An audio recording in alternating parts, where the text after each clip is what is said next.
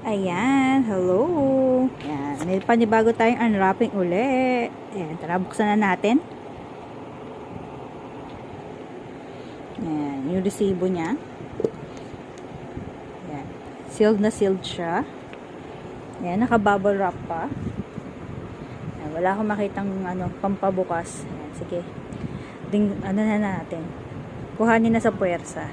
Ayan, nakakarton din. Very good. Talagang safe kasi liquid siya eh. Ayan. Mga ink po sila. Ayan, para sa aking marker. Ayan.